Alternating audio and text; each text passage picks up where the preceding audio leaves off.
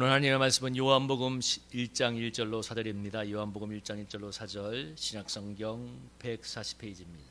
신약성경 140페이지입니다.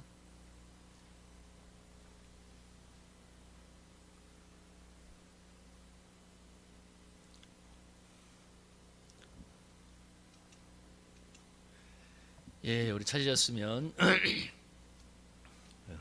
우리 그냥 4절이니까 같이 한번 읽어볼까요? 1장 1절부터 4절까지 우리 함께 읽습니다. 시작. 태초에 말씀이 계시니라. 이 말씀이 하나님과 함께 계셨으니 이 말씀은 곧 하나님이시니라.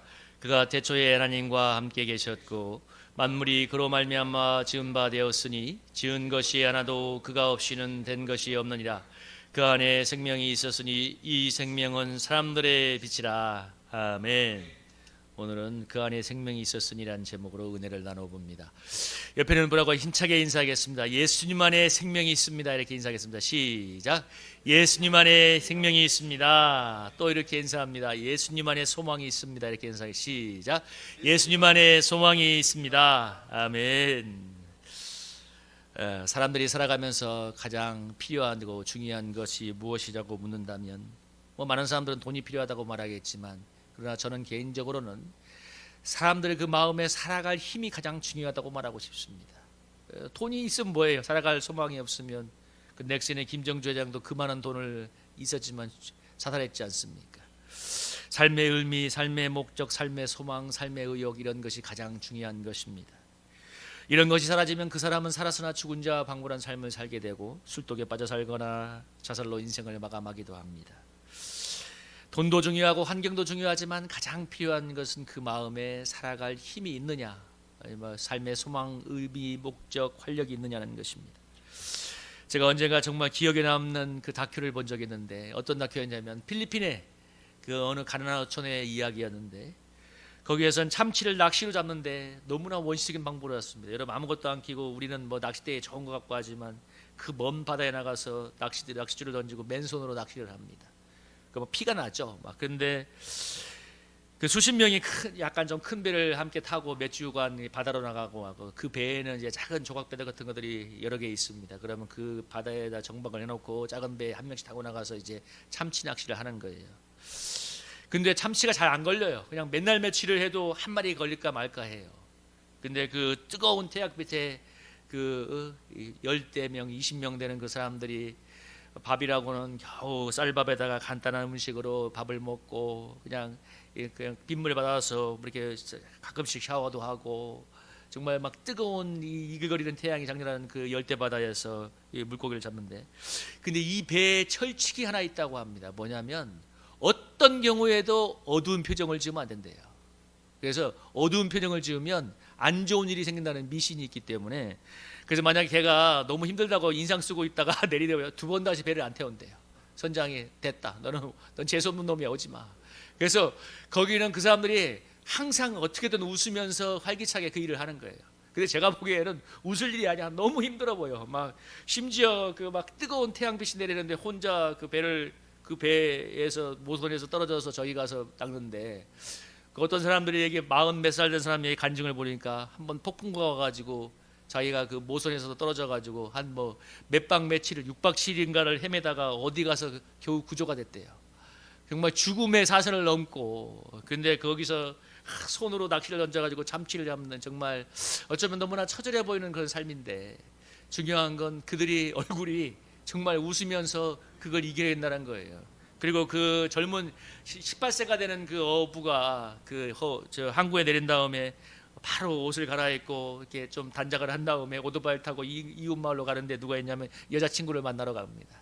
손에는 이 잡은 물고기 몇 개 잡고 준다면서 그 여자친구 만나가지고 이렇게 이제 연애를 하고 교제를 하는 장면이었는데 참 그걸 보면서 내가 느낀 건 뭐냐면 야 저런 멘탈이면 뭘 못할까. 저런 멘탈이면 뭘 못할까. 정말 제가 그 영상으로 여러분이 보시면 감탄할 거예요. 어떻게 저렇게 맨날 며칠 2주인가 3주인가 그 뜨거운 바다에서 그 차양목도 거의 없는 그런 바다에서 그냥 자면서 그 쌀밥 가지고 좀 저렇게 살아나면 그걸 물고기를 잡을까.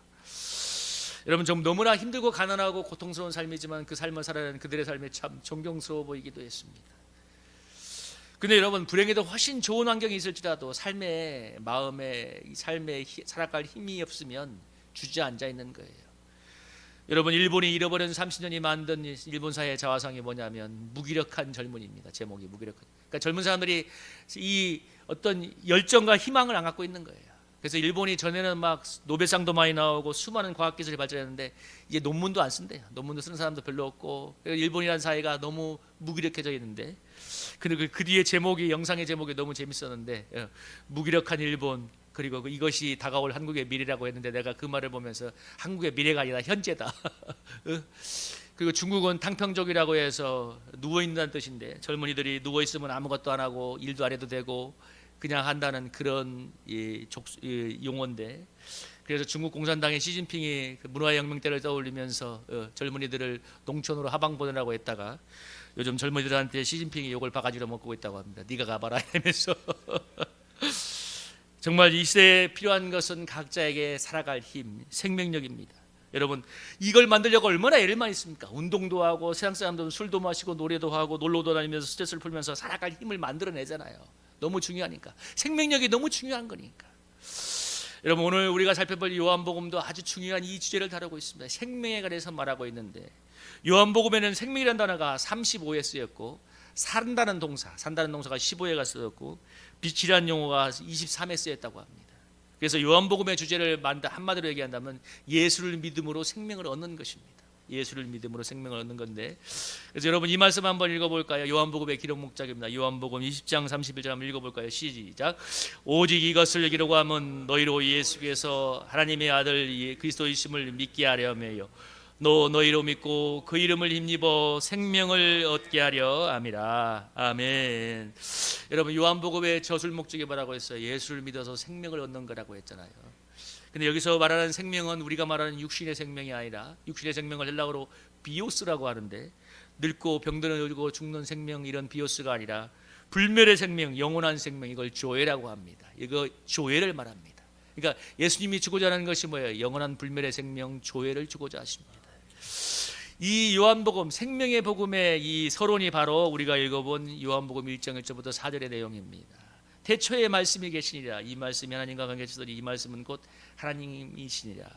여러분, 여기서 말씀이란 이 단어는 헬라어로 로고스란 뜻인데, 로고스는 세 가지 의미가 있어요. 로고스가 어떤 의미가 있냐면, 로고스라는 의미가 여기 화면을 보시면 말하다는 뜻이 있고, 그래서 두 번째 이성 원리란 뜻도 있고, 그래서 여러분, 노고스가 이성을 의미한다면 여러분, 감정을 의미하는 파토스가 있습니다. 다 어원이 비슷한 거예요. 그 다음에 세 번째가 제일 중요한 건데, 세계를 존재하게 하는 역동적인 근본 원리, 이게 바로 노고스입니다. 그래서 이 요한이 헬라 세계에 예수님을 소개할 때 가장 적합한 용어가 무엇일까 고민하다가 노고스란 용어를 선택했어요. 왜냐하면 노고스가 세상을 읽게 하는 역동적인 근본원리라고 이 사람들이 이해하고 있기 때문에, 노고스란 용어가 가장 적합하겠다 해서 노고스라고 헬라어로 썼는데, 이것을 노고스를 한글로 번역하니까 뭐가 되냐면 말씀이 제일 정확하게 번역이 되기 때문에 말씀으로 이렇게 번역을 한 것입니다. 그래서 노고스란 단어는 요한복음에서 예수님을 지칭하는 대명사입니다. 다시 말하면 뭐예요? 말씀이 곧 예수님을 지칭하는 대명사인 거예요. 그래서 여러분, 만약에 이 본문을 만약에 여러분 말씀이 아니라 예수님이라고 바꿔서 한번 읽어볼까요? 한번 읽어보겠습니다. 예수님을 바꿔서, 태초에 예수님이 계시니라. 이 예수님이 하나님과 함께 계셨으니 이 예수님은 곧 하나님이시니라. 그가 태초에 하나님과 함께 계셨고 만물이 그로 말미암아 지은 바 되었으니 지은 것이 하나도 그가 없이는 된 것이 없느니라. 그 안에 생명이 있었으니 이 생명은 사람들의 빛이라. 아멘. 그러니까 이 말씀을 예수님이라고 해석하면 되는 거예요. 그냥 쉽게 태초에 예수님이 계시니라. 이 예수님이 하나님과 함께 계셨으니 이 예수님은 하나님이시니라. 근데 여기서 1장 1절과 2절에서 제일 중요한 게 뭐냐면 함께 계셨다는 건데요. 그러니까 예수님이 하나님과 함께 계셨다는 건데, 바로 여기서 아주 기독교의 아주 중요한 그 신학적인 기반, 삼위일체가 등장합니다. 그러니까 성부, 성자, 성령님이 각각 다른 인격이지만, 다른 별개의 독립된 인격처럼 존재하지만 본질적으로 하나다라는 용어인데, 이건 사실 삼위일체는 이성적으로는 납득할 수가 없어요. 어떻게 세계가 다른데 똑같은 본질에서 하나냐는 얘기가 이해가 안 되는데, 근데 가장 중요한 기독교의 신학 중에 하나인데, 그래서 어떤 신학자는 이렇게 왓슨이라는 신학자는 이렇게 설명하였어요. 물도 있지만 물은 수증기가 되기도 하고 얼음도 되지 않느냐. 그 본질은 물이 아니냐.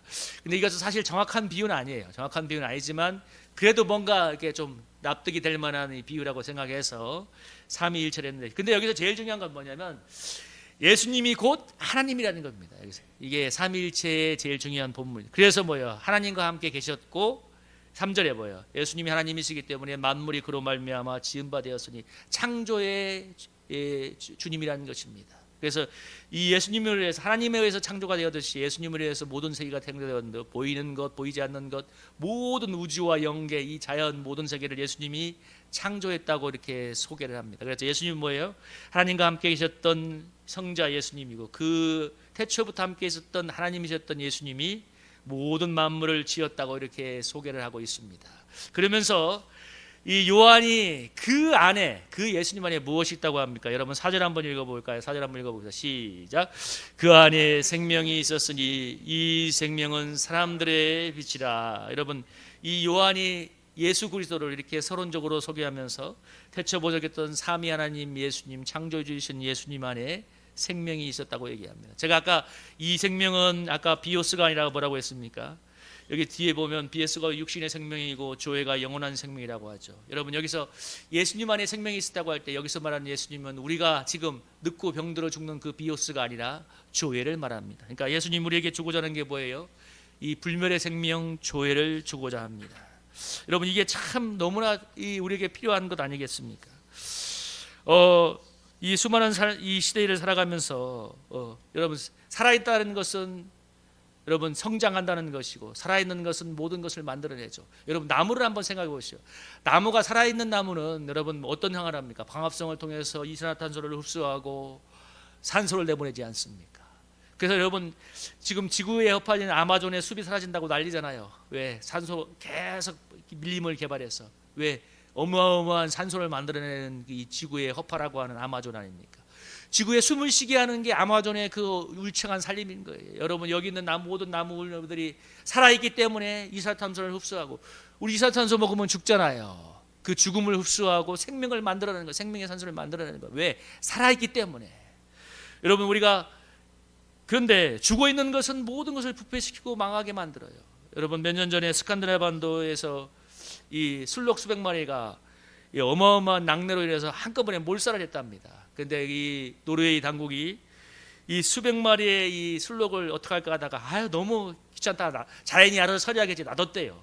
근데 이 수백 마리의 술록이 한 골짜기에서 썩어 나가기 시작하면서 어마어마한 환경오염이 시작했답니다. 막 죽고 부패하니까. 여러분 시체가 썩은 거 보세요. 얼마나 썩은 냄새가 나요. 여러분 우리가 고기를, 죽은 고기 맞지만 그래도 아직 썩지 않은 살아있는 고기를 생육을 먹지, 우리가 죽은 고기를 먹지 않잖아요. 생명을 주지 못하기 때문에. 죽는다는 것은 그것입니다. 비오스의 생명은 뭐예요? 우리에게 결국은 죽음을 가져다 주는 거예요. 비오스의 생명. 근데 예수님은 그게 아니라 영원한 불멸의 생명을 주고자 하십니다.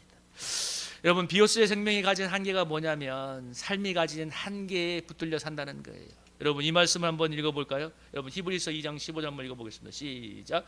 자녀들은 혈과 육에 속하였음에 또도 그와 같은 모양으로 혈과 육을 함께 지니심은 죽음을 통하여 죽음을 세력을 잡은 자 마귀를 멸하시며 또 죽기를 무서워함으로 한평생 매여 종로들하는 모든 자들을 놓아주려 하심이니라. 아멘. 여러분 15절이 정말 의미가 있지 않습니까? 죽기를 무서워함으로 한평생에 매여 종로를 한다고. 여러분 사람은 죽음이라는 것이기 때문에 한평생에 매여 삽니다. 여러분 사람들이 무엇에 그렇게 많이 매여 살아요? 돈에 그렇게 매여 살잖아요. 여러분 저는 이 말씀을 묵상하면서 어떤 생각이 든 줄 아세요? 야, 얼마나 돈에 매여 있으면 부동산 그 집 하나 살려고 50년 상환 대출을 할까? 여러분 50년 동안 빚을 지고서 집을 하나 사라고 나라가 설득을 해요. 원금 5억에 이자가 15억입니다. 여러분 원금의 3배를. 근데 사람들이 그걸 사요. 돈에 그렇게 매여 있는 것입니다. 집 한 채에 그렇게 매여 있는 것입니다. 왜? 이 비오스의 생명이 가진 한계가 있기 때문에 그렇습니다. 우리 그리스도인들하고 뭐 이런 세상에 초연해 산다고 내가 마음대로 뻥뻥 큰 소리는 치지 않겠지만, 근데 적어도 뭐예요? 우리는 요한복음 5장 4절에서 얘기한 것처럼 여러분 이것도 한번 읽어볼까요? 요한복음 5장 4절 한번 읽어보겠습니다. 시작. 무릇 하나님께로 난 자마다 세상을 이기느니라. 세상을 이기는 승리는 이것이니 우리의 믿음이니라. 예수께서 하나님의 아들이심을 믿는 자가 아니면 세상을 이기는 자가 누구냐. 아멘. 여러분 예수께서 하나님의 아들을 믿는 자가 세상을 이길 수 있다고 얘기합니다. 우리 그리스도인들이 이제 세상에 초월해서 아무것도 상관없이 살아간다고 말할 수 없지만 적어도 여러분 우리는 그런 매인 삶만큼은 이겨낼 수가 있어요. 여러분 저는 우리 성도들이 헌금하는 걸 생각하면서 그런 생각이 들었어요. 야, 세상에선 그렇게 돈을 돈 하는데 이걸 하나님 나라에 드릴 수 있다는 것도 중요한 믿음의 증거가 아닌가 하는 생각을 했습니다. 왜? 그렇게 돈에 매여 있잖아요. 그렇게 비오스의 생명에 매여 있지 않습니까? 근데 이 하나님께 드릴 수 있는 헌금이라는 것은 영원한 불멸의 소망 예수 그리스도를 향하 내가 믿고 확신한다는 하나의 증거란 생각이 들었습니다. 돈을 너무 매여 있는 세상이니까 비오스에 매여 있는 세상. 여러분 그것뿐만 아니라 우리는 수많은 사람들은 삶의 환경에 매여 있지 않습니까? 어떤 사람은 이런 문제에 매여 있고 어떤 사람은 어떤 관계에 매여 있고 어떤 사람은 어떤 문제에 매여 있고 그 문제를 벗어버리지 못해요. 이겨내지를 못합니다. 왜? 그 안에 이겨낼 수 있는 생명이 없기 때문입니다. 그런데 여러분 조화에 예수 그리스도가 주시는 이 불멸의 생명을 갖게 된다면 여러분 우리를 매여 있는 이 절망과 어둠으로부터 이겨낼 수 있는 힘을 얻게 될 줄로 믿습니다. 여러분 이게 중요한 거예요. 예수의 생명이 뭐냐면 죽은 자 가운데서 살아난 생명입니다. 죽음을 이겼어요. 죽음을 이겼기에 모든 것을 이겨낼 수 있는 권능을 우리에게 주는 줄로 믿습니다. 여러분 우리 성도들에게 믿으시기를 바랍니다. 저는 그래서 예수 그리스도 안에서 참 그런 말하는 걸 너무 싫어해요. 뭐냐면 자꾸 한계를 짓는 말 스스로요. 나는 이래서 안 됐어. 계속 해봤더니 안 됐어. 그래서 나는 그럴 거야. 스스로 자기 운명을 자기가 만들어요. 자기 복음을 자꾸 자기를 세뇌시켜. 아니요, 예수님 때문에 나는 이겨낼 수 있어. 예수님 때문에 나는 변화될 수 있어. 여러분의 영혼을 향해서 외치시기를 소망합니다. 왜? 예수님이 그런 능력을 우리에게 주시잖아요. 죽음을 이기고 부활하셨지 않습니까? 그 안에 생명이 있다고 하잖아요. 예수 믿는 게 여러분 우리가 믿는 세상에서 말하는 약간의 위로, 약간의 즐거움의 생명 정도라면 뭘 그렇게 애를 쓰면서 예수를 믿어요. 예수님이 주시는 생명이 뭡니까? 불멸의 생명이고 죽음을 이긴 생명이기 때문에 그 생명을 우리가 소망하면서 그 하나님 나라를 위해서 기도도 하고 여러분 예배도 드리고 그 생명을 얻고자 분투하는 것 아니겠습니까? 여러분 그래서 이 비오스의 생명을 가진 자는 결코 세상을 이기지 못. 그래서 어떤 비유를 할 수 있냐면 여러분 널빤지와 연어의 차이가 뭐예요? 널빤지는 아무리 커도 물속에 던져놓으면 둥둥둥 떠내려가지만 연어는 살아있기 때문에 그 거센 강을 거슬러 올라갑니다. 우리에게 그래서 우리가 세상을 이길 수 있는 힘이 우리에게 있는 거예요. 왜? 예수의 생명이 우리 안에 와 있기 때문에. 그 안에 예수님의 생명이 있는데 여러분 오늘 본문에서 근데 그 생명이 무엇이라고 얘기합니까? 그 생명은 사람들의 빛이라고 합니다. 사람들의 빛. 여러분 빛은 어떤 역할을 합니까? 빛은 빛을 비추고 길을 만들어주고 길을 보여주고 어둠을 물리치는 역할을 합니다. 여러분 성경은 예수 없는 사람들 하나님 없는 사람들을 어둠에 다닌다고 하잖아요. 그래서 이 누가복음 2장에 보면 어둠과 죽음에 앉은 사람들이라고 말하지 않습니까? 그리고 예수 믿는 사람들은 그 어둠을 이겨낼 힘이 없습니다. 왜? 빛이 없기 때문에. 이게 참 중요한 거예요. 저는 그래서 한 번씩 성공했던 사람들의 그 수기 중에 이런 얘기를 들을 때 정말 좀 감동을 받기도 하지만 참 안타깝게 여기는 게 뭐냐면 시륵 같은 절망의 밤에 정말 참 한 줄기 소망을 내 스스로가 만든 소망을 붙들고 나갔다는 말을 들을 때 감동적이긴 하지만 예수님 없는 사람들에게 저거 아닐까. 정말 시로라기 같은 한 빛을 붙잡고 나간다고 할 때 여러분 우리는 그게 아닙니다. 여러분 시륵 같은 밤에 한 줄기 저기 시로라기 같은 잡힐까 말까 하는 소망이 아니라 여러분 광명처럼 불타는 아버지 빛 대신 예수 그리스도가 오셔서 우리의 어둠을 물리쳐 주시는 줄로 믿습니다. 여러분 그래서 예수님 믿는 게 그래서 신이 나는 거고 예수님 믿는 게 그래서 여러분 복음이 전거되는 거지. 세상 사람들이 성공했다는 사람들 우리 수많은 사람들 자산서 사는 사람 읽어져 있는 그 사람들이 하는 그 얘기 시륵 같은 절망의 밤에 시로라기 같은 소망의 빛을 쫓아갔어. 그렇게 예수 믿으면 얼마나 비참해요. 그죠? 여러분 우리 이 어두운 방 안에 들어올 때 불이 확 켜지면 어둠이 즉시 사라지는 것처럼 사람들의 빛으로 오신 예수 그리스도가 우리 마음에 오실 때 어둠이 떠나갈 줄로 믿습니다. 여러분 그런 은혜와 간증이 있어야 되지 않겠어요? 여러분 제가 이 말씀을 준비하면서 참 굉장히 은혜가 되었던 한 사람이 있습니다. 페니 크레스비라는 사람인데 이 사람이 1820년에 태어나서 1915년 95세에 살았는데 미국 보스턴 출생인데 이분이 역사상 가장 위대한 찬송가 작가인데 우리가 잘 알고 있는 밑에 나 있죠. 예수를 나의 구주 삼고 나의 갈 길 나가도록 나의 영원하신 기업 오 놀라운 구세주 예수. 이 사람이 거의 한 9천 곡을 썼는데 지금 우리가 읽는 한국 찬송가에 23곡이 들어가 있대요. 이 사람이 근데 이분이 어떤 인생을 살았냐면 6개월 만에 실명을 했어요. 안과 질환이 있었는데 치료하는 의사가 돌팔이었답니다. 그래서 그야말로 눈에 치료되는 게 아니라 실명을 만드는 약을 넣어가지고 눈에 실명을 해요. 그래서 1년 만에 출생 후 1년 만에 아버지가 돌아가셨어요. 그래서 할머니 손에 잡게 되는데 할머니가 독실한 기독교인이라서 성경을 암송하고 늘 기도하며 신앙생활했는데 근데 38세 때 처부로 얻은 아이가 생후 1년 만에 질병으로 죽었습니다.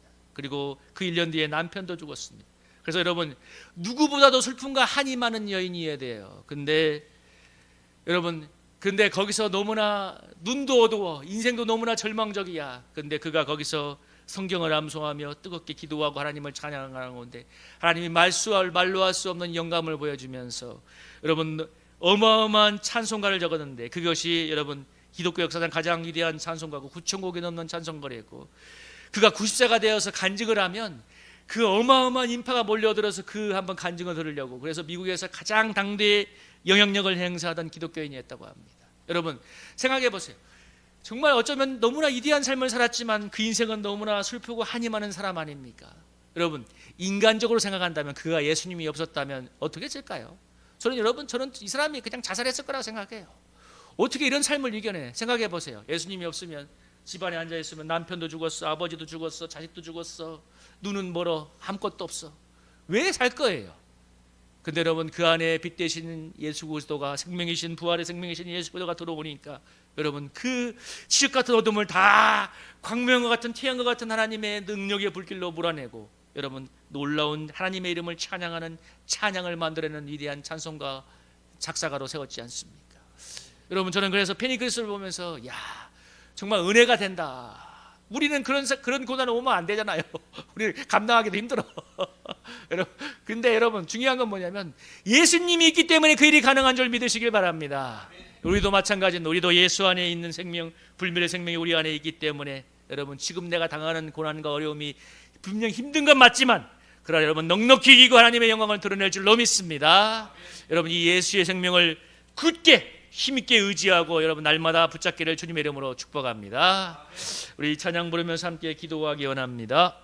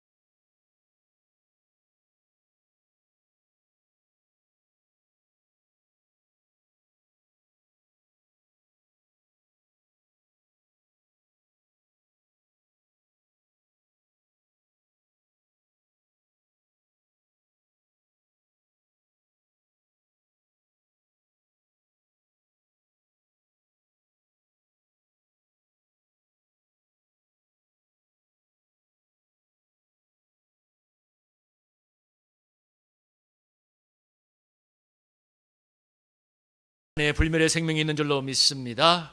여러분, 이 나무가 이슬란탄을 흡수해서 산소를 듯이 우리가 예수로 살아갈 때 이 세상의 죽음과 사망의 바이러스를 흡수하고 생명의 예수의 생명의 바이러스를 퍼뜨리는 축복의 주인공이 될 줄로 믿습니다.